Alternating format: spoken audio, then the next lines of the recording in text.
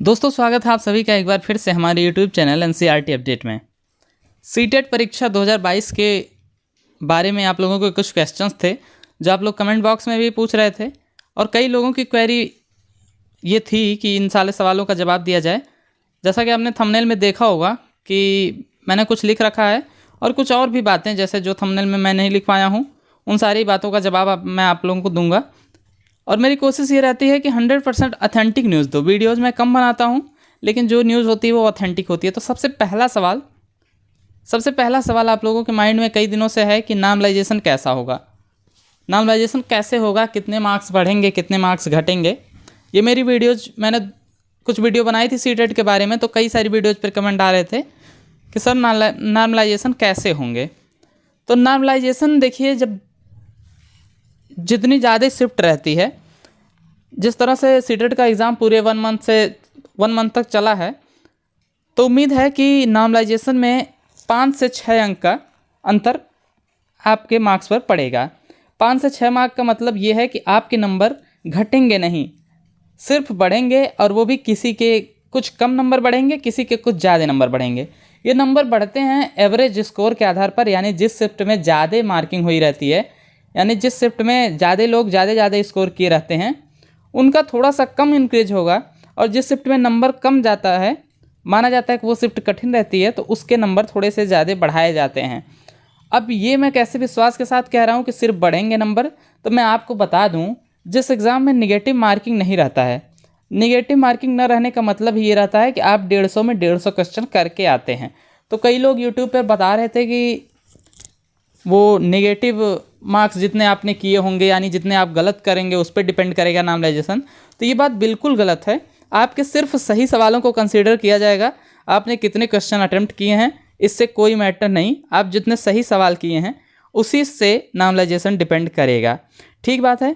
अब हम आते हैं बात पे कि जो 90 मार्क्स वाले, कुछ लोग हमको व्हाट्सएप करके पूछ रहे थे कि 90 मार्क्स वाले या 90 के आसपास जो हैं, तो देखिए जो 90 मार्क्स जिनका आ रहा है, 90 मार्क्स जिनका आ रहा है, अगर जो कोई गलत क्वेश्चन ना होगा, कोई क्वेश्चन जैसे हमने अभी ऑब्जेक्शन सभी लोगों ने डाला है, तो अगर कोई क्वेश्चन उसमें से रॉन्ग नहीं निकलता है तो 90 मार्क्स वाले एकदम 100% सेफ हैं।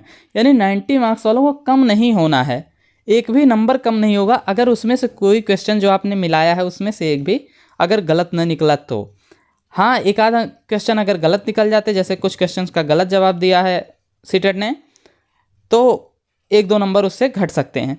लेकिन 90 से जितने कम नंबर हैं, जैसे 85, 86 या फिर 87, 88, इस तरह से जितने नंबर हैं, तो उम्मीद है कि उनके मार्क्स 90 पहुंच ही जाएंगे, क्योंकि कितना भी कम होगा तो 3, 4, 5 नंबर का फ़ायदा नॉर्मलाइजेशन में ज़रूर होगा। जैसा कि मैंने बताया कि नॉर्मलाइजेशन में नंबर घटेंगे नहीं, सिर्फ बढ़ेंगे। डिपेंड ये करता है कि 1 नंबर बढ़ेगा कि 6 नंबर बढ़ेगा, ये उस पर डिपेंड करता है कि कौन सी शिफ्ट टफ थी और कौन सी शिफ्ट ईजी थी।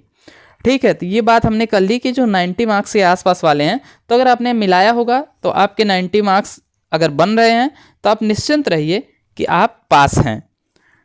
ठीक है, अब अगला टॉपिक है रिजल्ट कब तक आएगा। तो देखिए, रिजल्ट के बारे में कई सारे लोग बता रहे थे कि कई लोगों ने बताया कि 8 को आ जाएगा, 7 को आ जाएगा, लेकिन ऐसा नहीं है। जब हमने जिन क्वेश्चन को चैलेंज किया है या जिन क्वेश्चन पर हमने ऑब्जेक्शन डाले हैं, उन ऑब्जेक्शन की पहले जांच होती है, फिर ये देखा जाता है कि ये ऑब्जेक्शन सही किए गए थे कि गलत किए गए थे। कुछ टाइम इसमें लगता है, क्योंकि सीटेट तो सेंट्रल लेवल का है, पूरे भारत से उसमें ऑब्जेक्शन आएंगे कई सारे। तो ऑब्जेक्शन जो आएंगे उन पर फिर अगर ये लोग फाइनल आंसर की लाते हैं, क्योंकि फाइनल आंसर की टाइप कोई चीज़ तो आनी चाहिए कि कौन सा क्वेश्चन गलत था, कौन सा क्वेश्चन सही था। तो अगर इस तरह का कोई नोटिस आता है तो आपका रिज़ल्ट 15 तारीख को ही देखने को मिलेगा। अगर फाइनल आंसर की ना के डायरेक्ट रिज़ल्ट आता है तो आपका 10 तारीख तक रिज़ल्ट हर हाल में आ जाएगा। लेकिन ज़्यादा संभावना ये है कि फाइनल आंसर की आएगी या फिर फाइनल कोई नोटिस आएगी कि इस शिफ्ट में इतने क्वेश्चन गलत थे या इस शिफ्ट में इतने क्वेश्चन हटा दिए गए हैं। ठीक बात है। अगली बात हम देख लेते हैं कि कई लोगों ने पूछा, ये तो बहुत ही कॉमन क्वेश्चन है, और दूसरी बात ये हमारे व्हाट्सएप पे भी कई क्वेश्चन आए थे कि सर हमने ऑब्जेक्शन नहीं किया है, क्योंकि ऑब्जेक्शन के 1000 रुपये एक क्वेश्चन के लग रहे थे। तो सर हमने ऑब्जेक्शन नहीं किया है तो क्या हमको मार्क्स मिलेंगे या नहीं मिलेंगे, क्योंकि हमें सस्पेंस ये रहता है ना कि पता नहीं कोई इस पर ऑब्जेक्शन करेगा कि नहीं करेगा।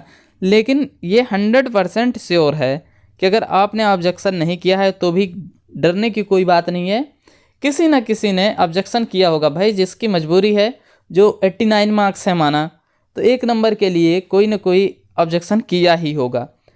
21 जनवरी को जो पेपर हुआ था सबसे लास्ट दिन वाला, उसमें जो हिंदी का पैसेज आया था वो पूरा का पूरा पैसेज गलत था।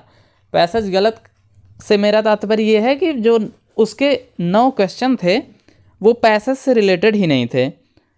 तो कई लोगों ने पूछा कि सर 21 तारीख को पैसेज वाला क्या होगा, तो इसका मैं 100% गारंटी ले सकता हूँ कि आपको पैसेज के 9 मार्क्स मिलेंगे ही मिलेंगे, क्योंकि वो 9 मार्क्स की बात है तो किसी न किसी ने उस पर चैलेंज ज़रूर किया होगा।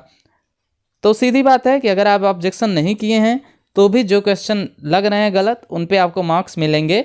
और ये जो चैलेंज होता है ना, उसके बाद जो जांच होती है उस क्वेश्चन की काफ़ी गहनता से होती है, इसलिए अगर एक भी चैलेंज किसी क्वेश्चन के बारे में ऑथेंटिक पहुंच गया, जो कि सटीक हुआ, तो उस क्वेश्चन पे सबको मार्क्स मिलेंगे।